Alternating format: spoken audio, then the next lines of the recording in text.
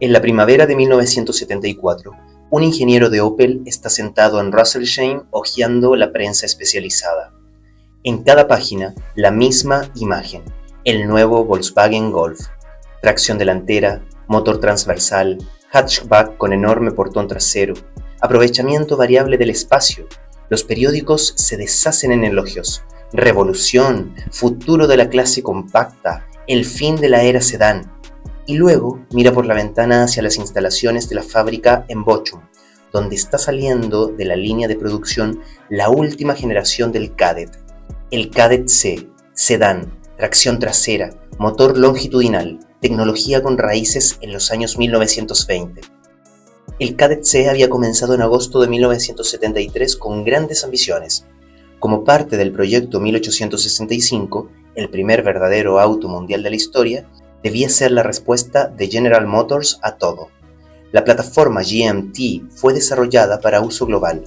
Kadett en Alemania, Vauxhall Chevette en Inglaterra, Chevrolet Chevette en Estados Unidos, Holden Gemini en Australia, Isuzu Gemini en Japón. Más de 40 denominaciones de modelos diferentes, en todos los continentes. El plan era brillante, al menos sobre el papel. Técnicamente, el Kadett C era sólido, probado, confiable. El motor de 4 cilindros montado longitudinalmente, opcionalmente de 1.0 a 2.0 litros de cilindrada y 40 a 115 cb. Tracción trasera mediante un robusto eje rígido. Al frente, brazos de suspensión dobles con resortes helicoidales, al menos una mejora respecto al predecesor. 5 versiones de carrocería: sedán de 2 puertas, sedán de 4 puertas, familiar, coupé, y desde 1976 el exótico Aero Cabriolet del carrocero Bauer, una gama razonable y bien pensada. Pero entonces llegó el Golf, y con él la revelación. Todo lo que Opel vendía como moderno ya era historia. El Golf no era simplemente un auto nuevo, era un cambio de paradigma. El motor transversal sobre el eje delantero eliminaba el túnel de transmisión. El interior ganaba centímetros en todas direcciones. El gran portón hacía el maletero variable. Asiento trasero abatible. De repente se podían transportar lavadoras. El coeficiente aerodinámico era mejor, el consumo menor y el radio de giro, un sueño comparado con el eje rígido trasero del Kadett. En Russelsheim sonaron las alarmas. No inmediatamente, pero sonaron. El Kadett C se vendía bien inicialmente. En 1973 incluso había superado brevemente al Volkswagen Escarabajo en cifras de ventas. Pero el Golf no era un escarabajo, el Golf era el futuro. Y mientras Volkswagen subía las cifras mes a mes, quedó claro: Opel necesitaba una respuesta. El problema: un desarrollo completamente nuevo con tracción delantera llevaría años. El Kadett D con motor transversal ya estaba en planificación, pero previsto recién para 1979. Entonces, ¿qué hacer? La solución fue tan simple como desesperada. Tomaron el Kadett C, le cortaron el maletero, le pusieron un portón trasero y llamaron al resultado CD. En marzo de 1975, el CD llegó primero a Gran Bretaña como Vauxhall Chevette Hatchback. 2 meses después, en mayo de 1975, siguió Alemania. El Opel Kadett CD costaba 7.175 marcos, 100 marcos más que el sedán de 2 puertas.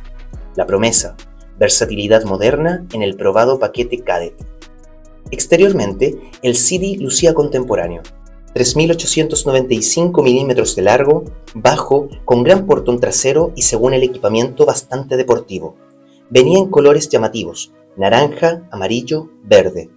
La versión juvenil, llamada CTJ, con faros redondos, costaba aún menos y apuntaba directamente a jóvenes compradores primerizos. El interior: espartano pero funcional, cuero sintético negro, plástico negro, nada superfluo. A cambio, asiento trasero abatible, espacio de carga variable y la sensación de conducir un auto moderno. Pero quien miraba con atención notaba: bajo la piel, el CD era una reliquia. El túnel de transmisión devoraba espacio, el tanque estaba detrás del asiento trasero, la seguridad primero, pero eficiencia espacial inexistente. El eje rígido trasero con sus amortiguadores dispuestos diagonalmente, necesarios por la carrocería más corta, hacía al CD menos ágil que el sedán. Y luego estaba el peso, El City pesaba más que el sedán porque el gran portón y la estructura de carrocería reforzada eran necesarios. La rigidez torsional era un problema, incluso los conductores normales lo notaban en curvas rápidas. El City se motorizó con todo lo que Opel tenía en stock: la entrada, 1.0 litros con 40 cb, un motor económico de tiempos de la crisis del petróleo, reactivado del Kadett A, 125 km por hora de máxima, 21.5 segundos de 0 a 100 km por hora. Para la ciudad alcanzaba, pero los compradores del Golf se reían. El 1.2 litros con 52 o 60 cb era la opción sensata, 135 a 142 km por hora, asequible, económico.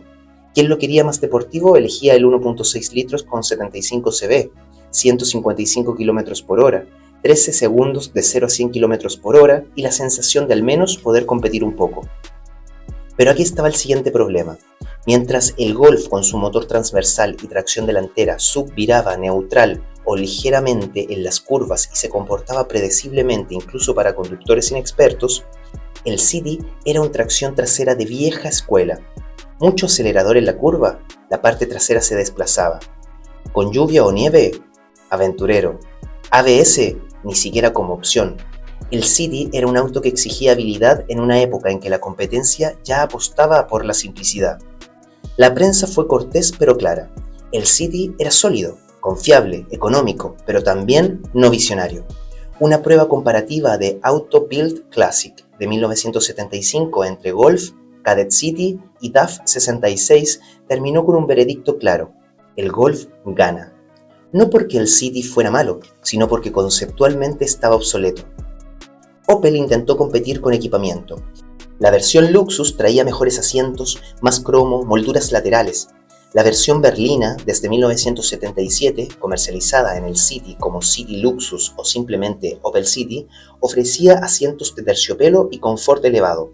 Pero eso no cambiaba la problemática fundamental. El City era la respuesta a una pregunta que en 1975 ya estaba mal planteada. Curiosamente, en Gran Bretaña funcionó mejor. El Vauxhall Chevette Hatchback se convirtió entre 1975 y 1978 en el modelo hatchback más vendido en Gran Bretaña, incluso por delante del Ford Fiesta que llegó en 1976. ¿Por qué? La imagen de Vauxhall en Gran Bretaña era diferente a la de Opel en Alemania, y el precio era correcto, pero incluso allí se notaba: esto no era una solución a largo plazo.